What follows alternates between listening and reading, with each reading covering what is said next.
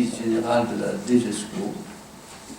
Alors, puisque j'ai la parole, j'en profite pour dire qu'au nom du mouvement contre la constante macabre, on est ravis, c'est pas des paroles en l'air, de cette nomination. Merci André, merci très sincèrement pour ces quelques mots. Je suis venue en ami, comme j'étais venue l'année dernière, et voilà, c'est avec beaucoup de plaisir que je suis parmi vous aujourd'hui. C'est vrai que ça prend peut-être une autre dimension, mais c'est aussi pour moi l'occasion de réaffirmer l'engagement de l'ensemble de l'éducation nationale sur cette question extrêmement importante de l'évaluation, voilà, qui nous tient tous à cœur. Mais je pense que c'est l'occasion aussi de rappeler peut-être certains éléments. D'abord, je voudrais dire combien le mouvement pour la constante macabre a été pionnier et reste premier dans vraiment la dénonciation d'un certain nombre de difficultés de l'évaluation traditionnelle et dans le fait de pointer des éléments d'évolution absolument indispensables. Je sais que nous partageons tous ce constat, mais encore faut-il, je crois, le répéter de façon très, très publique. Nous connaissons vraiment les grandes difficultés de l'évaluation, je dirais, à la française, avec cette pression très très forte qui est exercée sur les élèves, que vous avez, André, si souvent identifié et dénoncé, que nous avons largement vu et pu constater, par exemple, disons-le, au sein de toutes les évaluations nationales et internationales. Je veux dire, quand nous sommes les champions en catégorie non PISA sur le fait que nos élèves ne répondent pas parce qu'ils n'osent pas prendre finalement des responsabilités, des risques d'une certaine façon, on sait bien l'influence qu'a notre système de notation extrêmement couperet sur finalement l'image de soi. Il est clair que l'évaluation peut être source de souffrance. Les élèves nous l'ont dit, les parents nous l'ont dit. Avec justement le manque de valorisation, la perte de confiance des élèves vis-à-vis de leur capacité, un découragement, ça peut être source aussi de décrochage, c'est pas l'unique raison, mais des évaluations qui sont perpétuellement négatives, qui ne savent pas mettre au jour les potentialités des élèves, peuvent être pour de jeunes esprits extrêmement décourageants. Donc le mouvement contre la constante macabre a été pionnier, je crois, de l'évaluation positive qui désormais, je voudrais le dire, à force de loi, parce que je me permettrai de m'appuyer sur la loi de refondation de l'école et les avancées qui ont été réalisées ces dernières années et que nous allons évidemment poursuivre, et conjointement, je l'espère. Permettez-moi quand même de rappeler le rapport annexé de la loi du 8 juillet 2013 qui a fixé assez clairement le cadre de la réflexion dans lequel le ministère de l'Éducation nationale s'inscrit concernant l'évaluation. Je cite, « Les modalités de la notation des élèves doivent évoluer pour éviter une notation sanction à faible valeur pédagogique et privilégier une évaluation positive, simple, lisible, valorisant les progrès, encourageant les initiatives et compréhensible par les familles. En tout état de cause, l'évaluation doit permettre de mesurer le degré d'acquisition des connaissances et des compétences, ainsi que la progression de l'élève. » Alors, je crois que ça, c'est notre feuille de route conjointe, une évaluation positive, lisible,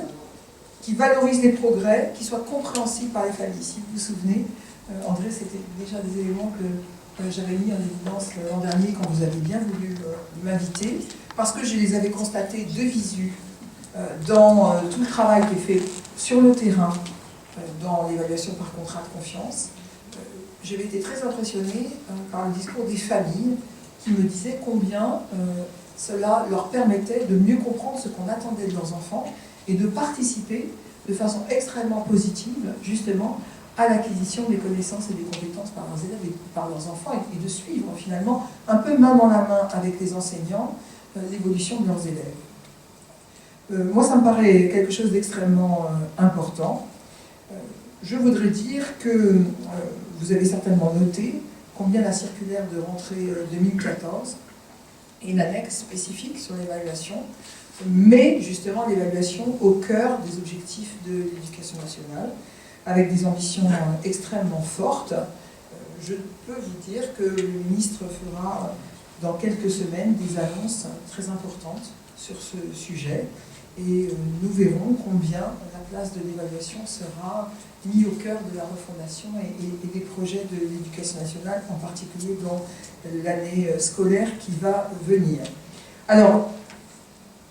vous avez peut-être également noté que la lettre de saisine du ministre envers le Conseil supérieur de programme, qui a une responsabilité extrêmement grande sur les évolutions futures de l'éducation nationale, du système éducatif, en particulier à l'école élémentaire, maternelle aussi, et le collège, a mis comme préoccupation, évidemment, la construction du socle, évidemment, l'élaboration des programmes, mais aussi les questions d'évaluation, puisqu'il y a une commande assez claire sur la façon, les modalités d'évaluation, sur la maîtrise du socle, donc sur des connaissances, mais aussi sur des compétences, sur la progressivité des apprentissages. Et pour nous, ce sont des éléments extrêmement clairs, faire en sorte que les évaluations soient construites en cohérence avec les contenus et avec la pédagogie. Parce qu'il n'y a pas de différence fondamentale entre évaluer et enseigner.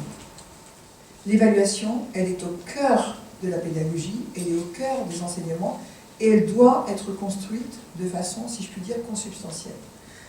C'est aussi un des points extrêmement importants que nous avons pu noter dans les classes que nous avons visitées et qui mettent en place ces réflexions-là. Une évaluation, ça doit être pensé en même temps que les progressions, que les apprentissages eux-mêmes, parce que quand on enseigne, on doit se dire « et qu'est-ce que finalement je souhaite que mes élèves maîtrisent ? Qu'est-ce qu'ils doivent avoir construit comme savoir, comme compétences ? Et de ce fait-là, comment est-ce que je vais les évaluer ? Et est-ce que j'ai bien mis en place tous les éléments pédagogiques qui me permettront d'évaluer ce que je souhaite évaluer ? Et c'est cette notion-là, en particulier d'explicitation des attendus, qui me semble extrêmement importante. Et je crois que tout le travail qui est fait par le PCC, par les fiches de réussite en particulier, ont permis véritablement aux enseignants de se rendre compte qu'un certain nombre, que dans les évaluations traditionnelles, où on fait cours et puis ensuite on se demande quel interro on va bien pouvoir poser, quels exercices on va bien pouvoir donner, finalement, on se rend compte qu'un certain nombre d'éléments sur lesquels on choisit d'évaluer des élèves n'ont pas forcément été construits de façon très explicite. C'est le grand intérêt, je crois, du travail qui est fait avec les élèves, avec les parents, sur la construction des fiches de réussite, c'est finalement de se dire, mais est-ce que ce que je leur demande, j'ai pris le temps de le construire ? Est-ce que j'ai pris le temps de leur dire que ça, c'était important ? Que nous allions travailler sur ce sujet, que j'attendais telle et telle compétence et connaissance d'eux, et que les enfants, les familles, devaient aussi s'interroger sur est-ce que finalement j'ai la maîtrise de ces éléments-là. C'est ça le contrat de confiance, quelque part. C'est la confiance restaurée autour d'éléments pédagogiques partagés de façon explicite entre les élèves, les familles, les professeurs, le système éducatif de façon générale. Je crois que ça, c'est un élément qui est très très important et qui doit nous permettre de sortir de la logique extrêmement binaire d'évaluation qui doit évoluer, réussi par réussi, y compris acquis, non acquis, parce que même dans l'évaluation par compétence, on peut avoir des expressions d'évaluation qui soient extrêmement bloquantes, paralysantes et qui ne permettent pas aux élèves de grandir et de se projeter dans l'avenir et de regarder comment est-ce qu'ils peuvent améliorer leur performance. Donc cette évaluation positive, elle se doit d'être bienveillante. C'est quelque chose que nous avons voulu mettre explicitement dans la circulaire de rentrée. Bienveillante, ça ne veut pas dire laxiste, ça n'est pas contradictoire avec exigeante, mais simplement ces exigences, elles doivent être claires, elles doivent être partagées, elles doivent être travaillées. Et c'est ça qui me paraît extrêmement important. Je crois que tout le travail que mène le mouvement contre la constante macabre et très concrètement dans les classes, l'évaluation par contrat de confiance, elle est l'occasion pour tous de réfléchir à une évaluation qui soit partie prenante du processus de formation et qui respecte la progressivité des apprentissages, qui favorise, permettez-moi de le redire comme une feuille de route finalement, qui favorise l'explicitation de ces apprentissages en termes de savoir, mais aussi en termes de compétences à acquérir, à construire, qui favorise, et c'est un des éléments très positifs que j'ai pu également constater, qui favorise la prise d'autonomie des élèves, leur mise en activité, toute la réflexion sur les processus de mémorisation, d'organisation mentale. Vous savez, certains d'entre vous le savent, combien je suis absolument passionnée par tout le travail qui peut être fait en relation avec le PCC, les fiches de réussite autour des cartes heuristiques, autour des cartes mentales, qui sont, je trouve, une vraie manière intéressante finalement de mettre au jour tout ce qui fait les éléments finalement de la construction des apprentissages. Qu'est-ce que je dois savoir? Comment est-ce que j'ai besoin d'organiser ma pensée et ma réflexion pour arriver au point qui m'a été fixé? Je dois savoir faire ceci, je dois savoir maîtriser telle compétence. Et puis, le travail qui est fait autour de l'évaluation par contrat de confiance a aussi de très très grands intérêts et avantages de favoriser le travail collaboratif des enseignants, parce qu'il est très difficile, et ça les élèves nous l'ont dit, il est très difficile d'avoir ce type d'évaluation isolé dans une discipline à un niveau. Non, c'est un vrai projet collectif, c'est un vrai projet pédagogique qui doit être construit par l'école, construit par le collège, qui fait entièrement partie du projet pédagogique de l'école ou de l'établissement, et qui finalement, comme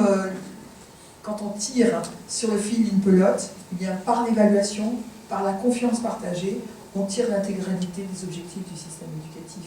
Et c'est ça qui est intéressant. Et c'est ça le projet implicite d'André Antibi, extrêmement subtil et malin, permettez-moi de le dire, hein, cher professeur, qui permet,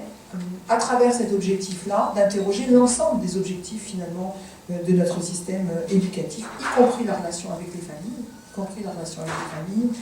et les partenaires de l'école. Donc voilà, je crois que le programme de travail, il est tracé, ça fait déjà longtemps qu'il est à l'heure, mais cette année scolaire va être une année extrêmement importante autour de l'évaluation de nos élèves, et je crois que le mouvement contre la constante macabre doit prendre toutes ses responsabilités et toute sa part dans cette nouvelle réflexion et ce tournant que nous souhaitons engager ensemble. Merci.